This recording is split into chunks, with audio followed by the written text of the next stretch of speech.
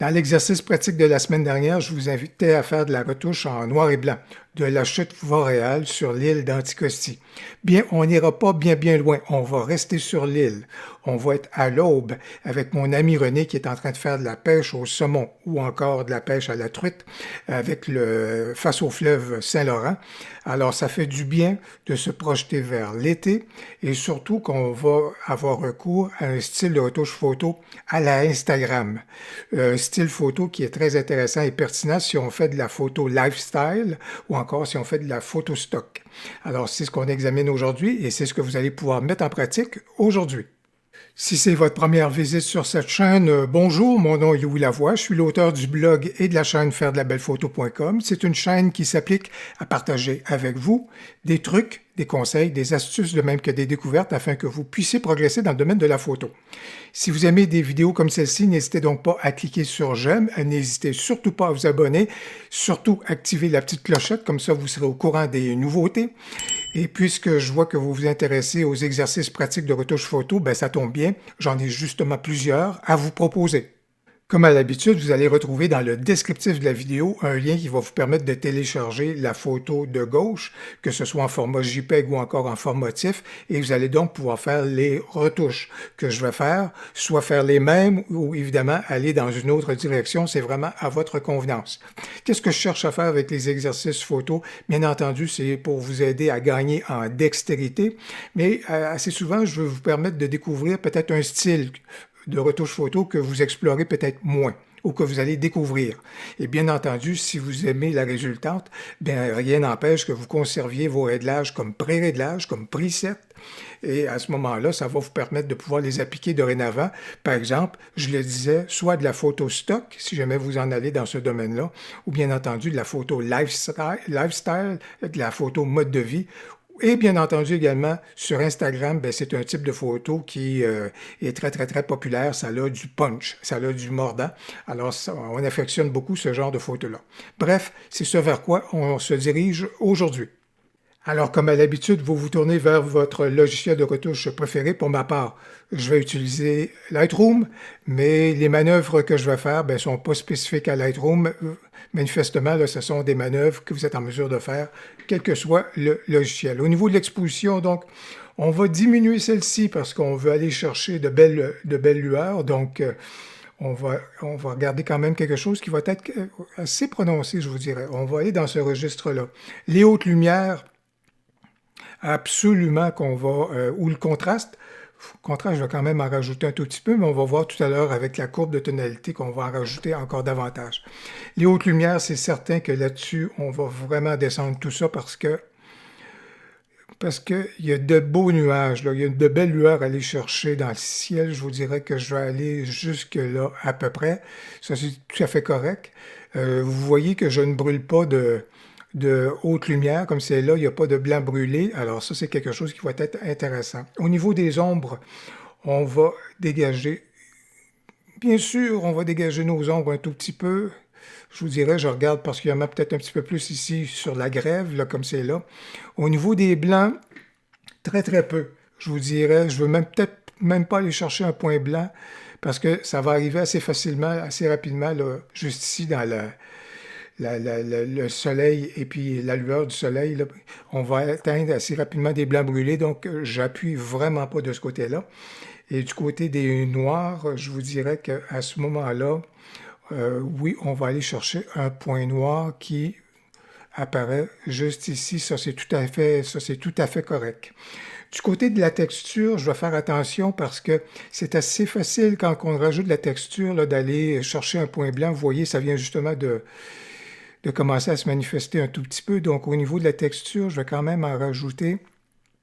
Je vais juste vérifier si effectivement je suis correct. Je suis allé jusque-là. Et du côté du micro-contraste avec la clarté, absolument. Là, on va vraiment gagner en une belle...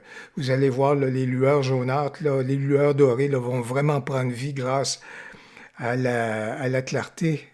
Donc, je vais aller jusque là. C'est rare que je pousse comme c'est là, mais vous voyez que vraiment, là, ici, ça vient nous faire gagner beaucoup au niveau, donc, à ce moment-là, au niveau des tons moyens. Et au niveau de la vibrance, absolument, bien sûr, on va en rajouter de ce côté-là. Et puis du côté de la saturation, pas vraiment. Alors, vous voyez, jusqu'à maintenant, là, c'est pas mal le chemin qu'on a parcouru. Et je vais me tourner vers ma courbe de tonalité. Elle est toujours aussi précieuse. Et là, elle va nous servir à quelques éléments. Bien entendu, au niveau des hautes lumières, on va enrichir donc à ce moment-là nos hautes lumières comme vous pouvez voir, mais encore là, j'ai juste peut-être quelques points qui viennent, donc qui ont commencé à brûler, c'est pas si mal. Bien sûr que je vais augmenter mon contraste passablement. Et ça, c'est important. Que j'aille chercher vers des noirs qui sont plus prononcés, bien, ça amène davantage d'importance à ce moment-là, aux belles lueurs qu'on a dans notre photo. Et surtout, ce que je veux vraiment aller chercher, c'est mon mât fini. Mât, et on me disait qu'on a de la misère à comprendre ce mot-là, mât, M-A-T, donc le fini mât, donc le look que je vous dirais qui est atténué, là, comme c'est là. Grâce à la courbe de tonalité, on parvient donc à obtenir ce résultat-là. Vous voyez, c'est super intéressant, donc jusqu'à maintenant, tout ce qu'on a pu gagner. Je vous dirais que bien entendu que pour aller chercher certaines teintes plus particulières, je vais me tourner vers le color grading qui est là, ou le virage partiel, peut-être dans le cas de votre logiciel de retouche photo. Mais juste avant, plutôt que d'avoir recours au color grading pour ce qui est des lueurs dorées que vous retrouvez justement ici, bien, une façon de pouvoir travailler avec celle-ci, c'est de l'oranger que vous allez là. Vous pouvez aller dans votre outil de teinte saturation luminance. Et je vais me tourner vers la luminance parce qu'au niveau de l'orangé, bien, ça peut être intéressant. Vous voyez qu'ici, je peux manœuvrer au niveau donc de mon orangé pour des fois peut-être assombrir celui-ci. Ça va lui donner un petit peu plus de présence. Plutôt que d'avoir recours au color grading, bien, vous avez déjà l'orangé qui est là.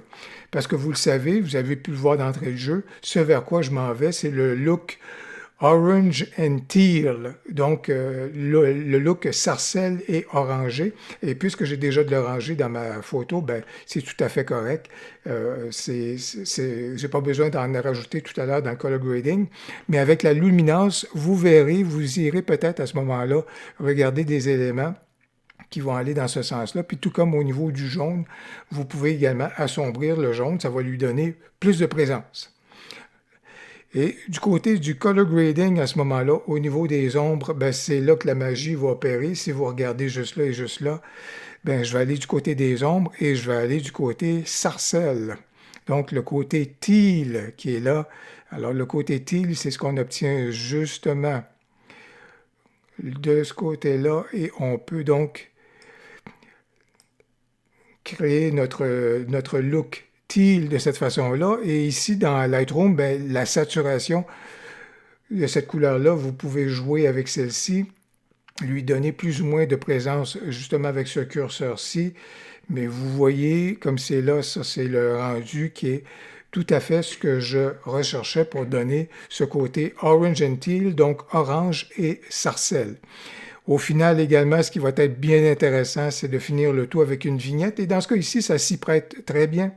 Alors, du point de vue de la vignette, je vais descendre. Et puis, je vais y aller de façon assez prononcée. Je vais aller jusque-là, à peu près.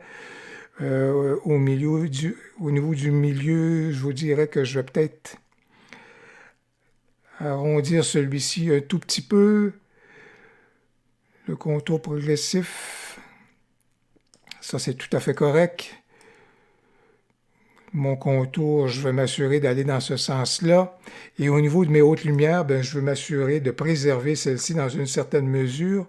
Donc, je vais peut-être augmenter justement mes hautes lumières, je vous dirais, de façon à les préserver justement ici dans le haut un tout petit peu. J'irai jusqu'à peu près de ce côté-là.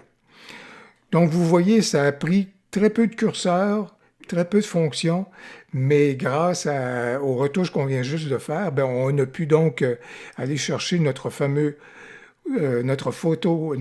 look Instagram, notre rendu Orange and Teal, si vous voulez, qui à ce moment-là était ce qu'on visait. J'espère que la vidéo aura été inspirante pour vous. J'espère qu'elle vous permettra également de conserver le tout comme étant un pré-réglage qui pourra donc vous servir à l'avenir. Si vous avez aimé la vidéo, n'hésitez donc pas à cliquer sur j'aime. N'hésitez surtout pas à commenter. J'ai bien hâte de vous lire. Au plaisir, à la prochaine.